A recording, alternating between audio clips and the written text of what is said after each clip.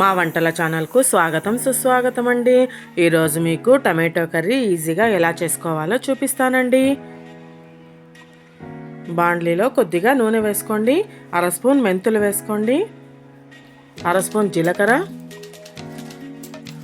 అర స్పూన్ ఆవాలు, కొద్దిగా కరివేపాకు వేసుకోండి, 2 ఎండుమిరపకాయలు గిచ్చి వేసుకోండి, 3 పచ్చిమిరపకాయలని ఇలా చీలికలుగా చేసుకుని వేసుకోండి, ఒక ఉల్లిపాయని సన్నగా తరిగి వేసుకోండి. కొద్దిసేపు మగ్గనివ్వండి.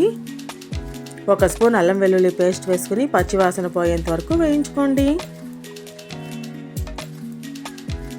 కొద్దిగా పసుపు వేసుకోండి.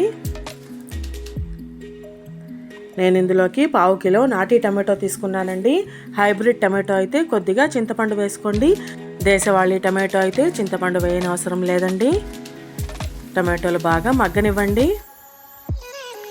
రుచికి సరిపడా ఉప్పు వేసుకోండి, 1 స్పూన్ కారం, అర స్పూన్ జీలకర్ర పొడి వేసుకొని బాగా మగ్గనివ్వండి. 1 స్పూన్ ధనియాల పొడి వేసుకోండి, కొద్దిగా కొత్తిమీర వేసుకోండి. కాసేపు మగ్గిన తర్వాత అంతా బాగా స్మాష్ చేసుకోండి.